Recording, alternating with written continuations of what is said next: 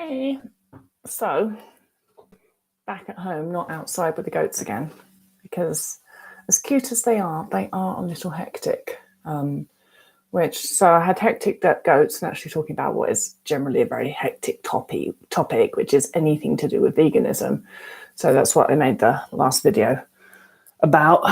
And it's just a funny thing. There's always a lot of aggression, I guess is the word, whenever say anything unpositive about the vegan diet.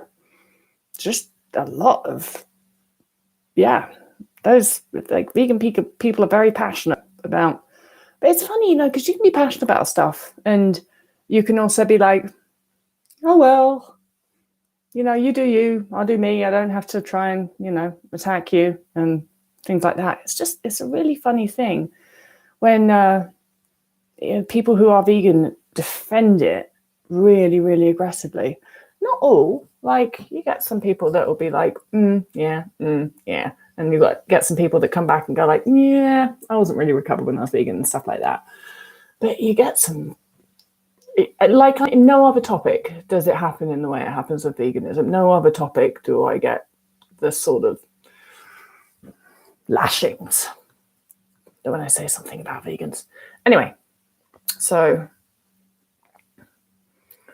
Dawn says, do I have to gain more than my pre-ED weight to recover? It doesn't has to. What you have to do with regards to your weight, if you want to recover, is you have to let your body guide you, and you have to eat to physical and mental hunger.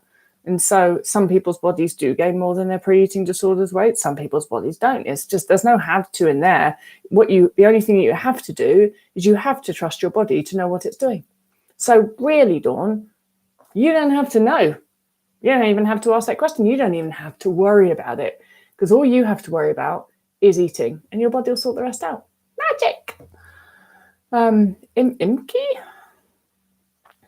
Hey Tabitha, when moving towards unrestricted eating, would you recommend to go all in at once or gradually increase the food intake over days and weeks? I absolutely recommend you going all in at once. And all right, so I'm writing a book about fear response and eating disorder recovery, and the sort of degree of it that is actually about fear response management. And if you have been restricting food, then by being avoidant to certain sorts of food, you create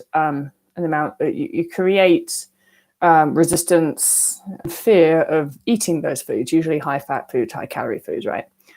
And so every time that we have to overcome a fear response, it's a little bit tiring. Like if your brain's having a fear response, it's sort of freaking out, and you're not allowing yourself to freak out, and you're pushing yourself to eat the food, that's just it takes energy. So if it may seem like it's more the safer way of doing it, may seem that, I'm just going to start slowly, and I'm going to tackle some not so scary foods, and then I'm going to work my way up to proper unrestricted eating. But the problem with that is that every single time you step up a level, you have to go through all of those fear responses again and manage all those fear responses and overcome those fear responses. And if you're ligging that out for weeks and months, if you're doing it bit by bit, whereas if you just go all in and do it all at once, you get all of that fear response done in the first couple of days. And then you're sort of laughing, then it gets easier. The problem is when you step up gradually is that you're not doing the neural rewiring because you're still restricting. And so you're not really achieving very much, but what you are having to do is the tiring work of overcoming a fear response day in, day out. And people just get burnt out from it. Nobody can just keep doing that forever. What you've got to do is you've got to do the go big and go effective. So you go all in, and then yes, you're going to have a fear response about that, but you only have to manage it like for a couple of days before your brain will get used to this and be like, all right, well, this isn't so bad, and stop having that. And also, as soon as you go all in, as soon as you start eating without restriction, you are rewiring fear of weight gain. That is crucial. You won't fully recover unless you rewire that. And whilst you're still restricting, you're not rewiring it. So if you think about it, if you're stepping up gradually to unrestricted eating, and it takes you, 3 weeks? That's 3 weeks where you're day in, day out, having to push yourself, step up and have a fear response and go through all of that, which is exhausting. And it's 3 weeks to get to unrestricted eating. And for those 3 weeks, you're not rewiring shit. And so that fear response is not going to weaken because you're not rewiring it. So you got, in order for it to be sustainable, that's why I say you just got to go all in and you got to get on with it and you've got to jump in. And then when you've jumped in, it's done. It's a bit like if you're getting into a swimming pool and it's, or not a swimming pool, like say somewhere where the water's really cold, I don't know, like a lake or something. And your options are to just jump in. And yes, it's going to be like cold. And then very quickly your body's going to get used to it. And you're going to go like, oh, this is quite fun, actually. And it's kind of like done. And it took half a second. Or you could spend 10 minutes. You could put your toe in first. And that's like, oh, God, it's really cold. My toe's freezing. And you have to go through all that. And then you put your foot in. And you're like, oh, God, it's really cold. My foot's freezing. And then you put your ankle in. You go, oh, God, it's really cold. And it takes about 10 minutes. So that's 10 minutes of pain. And having to go get cold and feel horrible and all that freeze response, as opposed to probably 30 seconds of jumping in. Do you see what I mean? Apart from, it's way worse because it's not actually just cold water, is it? It's actually a fear response, so it's not just a sensational thing. It's even more tiring. That's why I go on about just getting on with it and doing it all at once, because I know it's unsustainable for people to do it any other way. People just burn out. Overcoming your fear response is knackering. You can't do that every day ongoing. You got to get it done, and you can do that once you're sort of like psyched about it and you're like, yeah, I'm doing this, and you can do it. And then if you really jump in, within a week, if you really jump in, if you go for unrestricted eating, if you go for eating all the scariest foods you can find, within a week, your life will be drastically different in an easier way.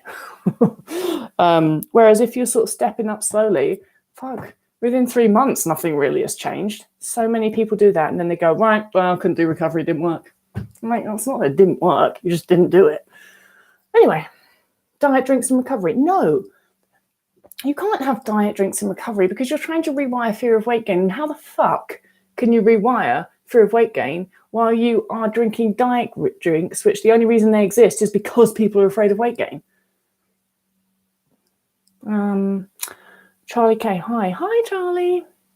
Another Charlie, different Charlie. I started recovery at Healthy Mayo. I don't know it's right. It's right. Right. So you can have an eating disorder at any weight. BMI doesn't mean nothing. It doesn't mean anything. That's a bit like you saying to me, I started recovery when it was a sunny day. Is that right? Should I started it on a rainy day? I'm going to be like, it doesn't mean anything. BMI doesn't mean anything. Doesn't mean jack shit. So yes, it's right. Lively. Anyway, can you talk about the syntonic nature of anorexia and how to get out of it? I'm struggling a lot during this phase in recovery. Well, I think that like anorexia can turn us into a lot of things. And I think that a lot of the time, like we sort of like we kind of like are not ourselves. And like so many ways was I not myself, which is like we can be very self-centered. Like hideously self-centered. I was hideously self-centered. It's not that I didn't know or care necessarily about what other people might need or want or be. I just couldn't be anything other than self-centered. I think that's probably something that fear does to you. When you're in your sympathetic nervous system all the time, I think it's probably difficult to be anything other than self-centered because you're in that survival part of your brain, and the survival part of your brain is about you. It's about you surviving, isn't it? Survival part of your brain is not really thinking about, well, I wonder if that person over there is okay. Survival part of the brain is just like, got to look after number one. So, which, is by design, that is good. Because as far as the survival part of your brain is concerned, if you die, then it doesn't have a job, does it? So it's got to keep you alive.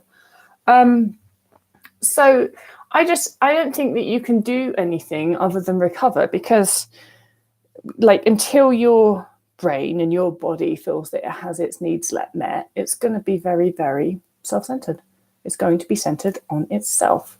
And so, of course it would be, right? Because it has to stay, the brain, body has to stay alive. So I think that the only thing that you can really do is focus on full recovery, because most of us find that as we move towards full recovery, we change quite a lot, just aren't as self-centered and have the ability to not be. As well, come out of that state of anxiety, come out of the sympathetic nervous system, become more likable people. And everything just chills when you come out of having an eating disorder. It's like everything's just easier. Even the hard things are easier. That's the one thing that I really don't take for granted, being fully recovered, is that even the stressful things are way easier. I can handle stressful things because it's like, when, say, something stressful happens, I have that thing which is stressful. I don't have my entire life is stressful, my entire existence is stressful, and then I have a stressful thing happening on top of it. And it's just really different to be like that. You make different decisions. You very, very much have different reactions. I can't remember what it was. Something happened the other week, and Matt was just like stressing out about it. I was like, oh, well, we'll sort it out. When I had an eating disorder, I was always the person stressing out. Always. God. Like, I remember once I overheard, like, my sister and my mum were in the kitchen, and I wasn't living at home at that point. And I'd gone home, and my sister must have seen my car in the driveway. And she walked into the kitchen, and I was in the next room. And I heard her say to my mum, is Tabby stressed?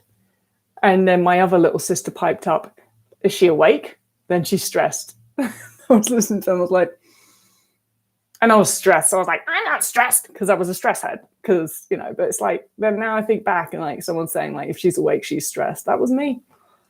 Whereas, and it was true. And I was stressed. It's really nice not to be stressed. Anyway, I digress. I have to go. Really nice to talk to you guys. Bye.